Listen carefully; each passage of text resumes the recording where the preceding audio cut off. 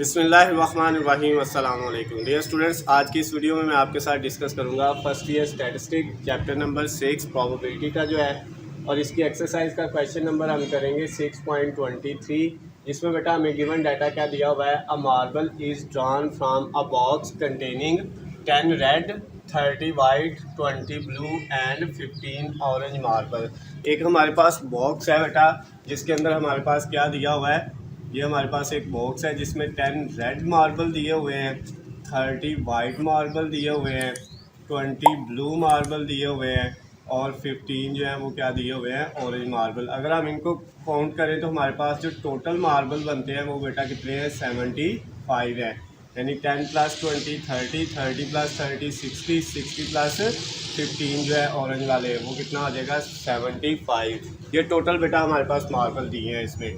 अब वो कहता क्या है, हमने प्रोबेबिलिटी फाइंड करनी है। पहले क्वेश्चन में जो हमने एक मार्बल अंदर से ड्रा करना है, एक मार्बल निकालना है, उनमें से वो क्या होना चाहिए, ऑरेंज होना चाहिए या रेड होना चाहिए। ऑरेंज आर रेड, यानी ऑरेंज हो या रेड हो। तो इसके लिए बेटा हम क्या करेंगे, ऑरेंज और रेड के लिए हमारे पास यहाँ पे दो चीज़ें हैं। ऑरेंज वाले को हम क्या लेते हैं, ये ए है, ये हमारा फंक्शन जो है, और रेड वाले को हम क्या कह लेते हैं, ये हमारा फंक्शन क्या है, बी।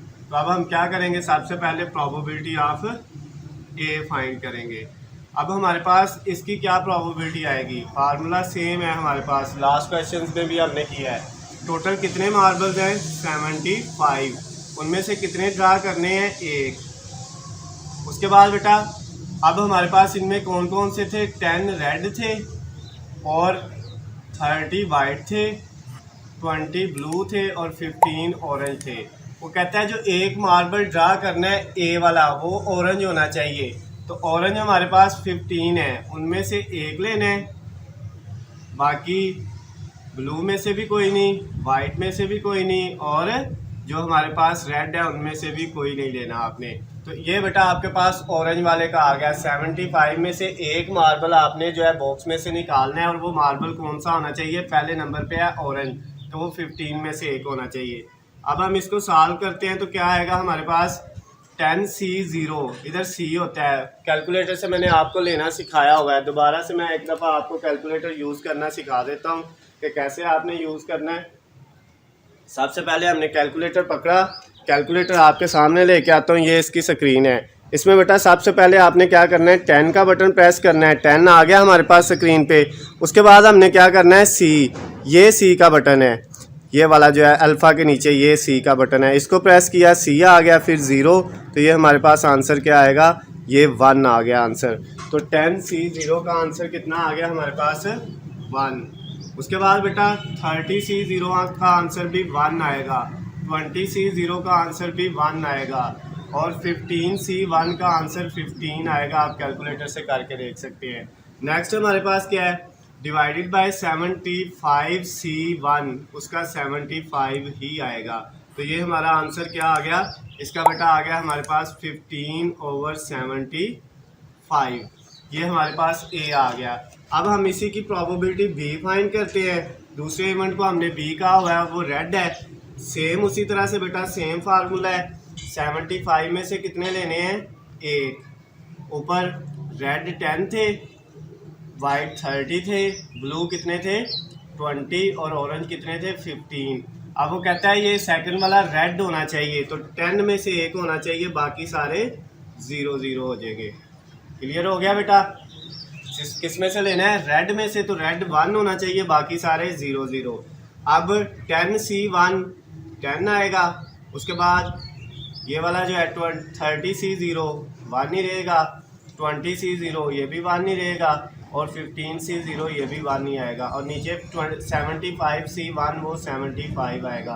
तो इसका आंसर हमारे पास आ जाएगा, 10 को 1 से मल्टीप्लाई करेंगे तो 10/75। अब बेटा हमने प्रोबेबिलिटी फाइंड करनी है, क्योंकि जो ऑरेंज और रेड है इनके दरमियान में आर लगा हुआ है, यानी जो ए और बी है इसके दरमियान में आर है। तो आर के लिए ये फार्मूला होता है, probability of A union B equal probability of A plus probability of B. ये फार्मूला बेटा इसका। जब आपके पास आर का वर्ड होगा तो दोनों की प्रोबेबिलिटी को ऐड करना है। तो प्रोबेबिलिटी ऑफ ए हमारे पास कितनी आई थी, 15/75 प्लस प्रोबेबिलिटी ऑफ बी हमारे पास कितनी आई है 10/75। अब बेटा इनका अगर हम एलसीएम ले लें तो हमारे पास कितना आएगा 75, ऊपर ये 15 और 10 ऐड होके कितना हो जाएगा 25। अब नेक्स्ट हमने क्या करना है, इसको अगर हम 5 से कट करेंगे 5 आएगा, इसको अगर हम 5 से कट करेंगे तो हमारे पास क्या आएगा 1, 5, 15। फिर इसको 5 से कट करेंगे 1, इसको 5 से कट करेंगे तो क्या आएगा 3। तो हमारा आंसर जो आ गया वो कितना आ गया 1/3। ये हमारे पास पहला जो क्वेश्चन था, पहले वाला पार्ट वो सॉल्व हो गया है। उसके बाद बेटा नेक्स्ट वाले की बात करते हैं। उसमें क्या कहता है, नॉट ऑरेंज और रेड, ना वो जो आपने प्रोबेबिलिटी फाइंड करनी है मार्बल जो आपने बॉक्स में से निकालना है, ना वो ऑरेंज हो और ना ही वो रेड हो। तो इसका मतलब अगर वो ऑरेंज भी नहीं होगा, ये वाला भी नहीं होगा, रेड भी नहीं होगा, तो फिर कौन सा होगा, फिर बेटा या वो वाइट हो सकता है या वो ब्लू हो सकता है। तो अब इसमें असल में हमने फाइंड क्या करना है, वाइट और ब्लू की प्रोबेबिलिटी फाइंड करनी है। यानी इसमें जो प्रोबेबिलिटी फाइंड करनी है वो वाइट और किसकी फाइंड करनी है, वाइट और ब्लू की। क्योंकि उसने ऊपर हमें गिवन क्या दिया हुआ है, गिवन ये दिया हुआ है ना ऑरेंज हो ना रेड हो, तो इसका मतलब वो वाइट होगा या ब्लू होगा। तो एक को हम क्या कह देंगे ए और दूसरे को क्या कह देंगे बी। ये बी है और ये ए वाला इवेंट है। अब प्रोबेबिलिटी ऑफ ए फाइंड करें तो क्या फार्मूला है, टोटल कितने मार्बल थे 75, उनमें से एक लेना है और वो जो एक लेना है ए में क्या कह रहा है वो कौन सा होना चाहिए, वाइट होना चाहिए। तो अब वाइट हमारे पास कितने हैं, ए 10 रेड थे, वाइट 30 थे, ब्लू 20 थे और ऑरेंज 15 थे। वो कहता है जो पहले वाला है वो वाइट होना चाहिए, यानी 30 में से एक होना चाहिए, बाकी सारे क्या होंगे 0।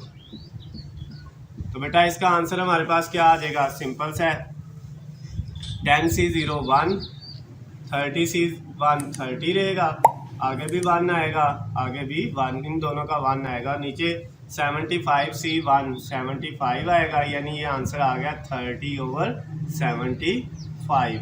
नेक्स्ट बेटा हमारे पास जो है दूसरा इवेंट क्या है, उसको जिसको हमने बी कहा है वो ब्लू वाली हमने फाइंड करनी है। क्योंकि उसने कहा था ऑरेंज भी नहीं लेना रेड भी नहीं लेना, फिर वाइट या ब्लू लेना है, तो वाइट ले लिया है, अब ब्लू रह गया है। तो आप प्रोबेबिलिटी ऑफ बी का फार्मूला लिखेंगे, क्या होगा बेटा, सेम वही मेथड, नीचे 75 में से कितने लेने हैं एक, ऊपर आपके पास 10 रेड है, 30 वाइट है, 20 ऑरेंज है ब्लू है और 15 जो है वो ऑरेंज है। और अब हमने कौन सा लेना है, ब्लू वाला, यानी जो एक मार्बल निकालना है वो 20 में से ब्लू में से आना चाहिए, बाकी सब में से क्या लगा देंगे 0 0 लगा देंगे। तो अब बेटा इसका आंसर हमारे पास क्या आएगा, अब ये देखें, उसी तरह कैलकुलेटर पकड़ना है और इसको सॉल्व करना है। 10C0 कितना आ जाएगा 1, उसके बाद नेक्स्ट मल्टीप्लाई 30C0 1, 20C1 20, उसके बाद मल्टीप्लाई 15C0 1 और डिवाइडेड बाय 75C1 वो 75 ही आएगा। तो ऊपर मल्टीप्लाई करेंगे चारों वैल्यूज़ को 20 आ जाएगा और नीचे करेंगे तो बेटा कितना आ जाएगा, नीचे तो एक ही वैल्यू हो 75 एज इट इज़ आ जाएगा। अब ये हमारे पास प्रोबेबिलिटी ऑफ बी भी आ गई। अब क्योंकि इनके दरमियान में आर का वर्ड है तो हम कौन सा फार्मूला लगाएंगे, probability of A union B. क्या फार्मूला था बेटा, probability of A plus probability of B.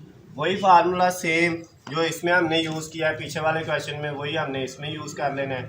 अब बेटा इनकी वैल्यू पुट करेंगे, प्रोबेबिलिटी ऑफ ए की वैल्यू हमारे पास कितनी आई है, वो आई है 30/75 प्लस प्रोबेबिलिटी ऑफ बी की वैल्यू कितनी आई है, वो आई है 20/75। अब बेटा इनका अगर हम एलसीएम लें तो हमारे पास क्या एलसीएम आएगा इनका, नीचे 75 आ जाएगा, ऊपर 30 + 20 ऐड होकर कितना हो जाएगा 50 हो जाएगा। अब बेटा इसको अगर हम आगे मज़ीद सॉल्व करें, इसको 25 से कट करेंगे 2 आ जाएगा, इसको 25 से करेंगे तो क्या आ जाएगा 3। तो हमारा आंसर क्या आ गया 2/3। किसका, जिसमें उसने कहा था नॉट ऑरेंज और रेड, इसकी प्रोबेबिलिटी हमने फाइंड की तो वो कितनी आ गई है 2/3 आ गई है। उसके बाद बेटा नेक्स्ट हमारे पास जो है अगला क्वेश्चन है नॉट ब्लू। इसमें हमने क्या करना है, कहता है ब्लू नहीं होनी चाहिए। इसके बेटा 2 मेथड है, या तो हम क्या करें, हम जो है ब्लू को छोड़ दें, रेड वाइट और ऑरेंज तीनों की फाइंड कर लें, या हम क्या कर सकते हैं, इस तरह कर लेते हैं, ब्लू की प्रोबेबिलिटी निकाल लेते हैं, प्रोबेबिलिटी ऑफ ए, सिर्फ उसमें हमने ब्लू की निकालनी है, 75 में से 1 लिया, ऊपर आपके पास रेड में से भी कोई नहीं आएगा, वाइट 30 है उनमें से भी कोई नहीं आएगा, ब्लू 20 है उनमें से 1 ले लें, और ऑरेंज 15 है उनमें से भी कोई नहीं आएगा। अब बेटा इसकी वैल्यू क्या आएगी आपके पास, ये जो प्रोबेबिलिटी ऑफ ए है ये आपके पास आ जाएगी, इसमें से कोई नहीं आना, रेड में से 0 है, तो ये 1, ये भी 1, ये 20, और ये आपके पास कितना आएगा 1, और नीचे बेटा 75। ये सेम उसी तरह से आपने इसको सॉल्व कर लिया। अब इसका आंसर क्या आ जाएगा 20/75। इसकी अगर हम कटिंग करना चाहें तो हम इसको कट कर सकते हैं, इसको हम अगर करते हैं 5 से तो कितना आएगा 4, और इसको 5 से कट करेंगे तो 1/5, ये 4/15 आ जाएगा हमारे पास आंसर। लेकिन ये आंसर आया है ब्लू का, उसने कहा ब्लू नहीं होना चाहिए, जो प्रोबेबिलिटी फाइंड करनी है नॉट ब्लू की करनी है। आंसर तो किसका आ रहा है, ब्लू का, हमने ब्लू का फाइंड किया, जिसमें मार्बल किससे ले रहे हैं 20 में से, ब्लू वाले में से। तो अब बेटा जो टोटल प्रोबेबिलिटी हमारे पास होती है ना वो कितनी होती है 1, टोटल प्रोबेबिलिटी हमारे पास कितनी होती है 1। अब हमने ब्लू के आने का चांस निकाल लिया, वो कितना है 4/15, तो ना आने के चांस क्या होंगे, 1 में से जो आने के चांस है वो माइनस कर दे। क्या बेटा ये याद रखिएगा, जब आपने किसी का नॉट निकालना हो ना तो पहले उसके होने के चांसेस निकाल लें कि कितने हैं, और उनको 1 में से माइनस कर दें तो ना होने के चांसेस आ जाएंगे। अब यानी जो ए वाला इवेंट था उसके ना होने के चांसेस, ये ऊपर बार जो मैंने लगाई है इसका मतलब क्या है कि ऊपर ए था ब्लू के होने के चांसेस, और ए नॉट का मतलब क्या है ब्लू के ना होने के चांसेस। अब हम इसको क्या करेंगे, इसके नीचे कुछ नहीं तो 1 लगाया, एलसीएम लेंगे 15 आएगा, इसको इससे करेंगे 15 माइनस इसको इससे करेंगे 4। एलसीएम आपको लेना ही आता है, अगर जिसको नहीं आता वो मुझसे लहजा से जो है पूछ सकता है, स्क्रीन पे मेरा नंबर है, कॉल करके मैं समझा दूंगा। 15 में से 4 माइनस करेंगे तो 11 आ जाएगा, और नीचे क्या आ जाएगा 15, तो इसका हमारा आंसर आ गया 11/15।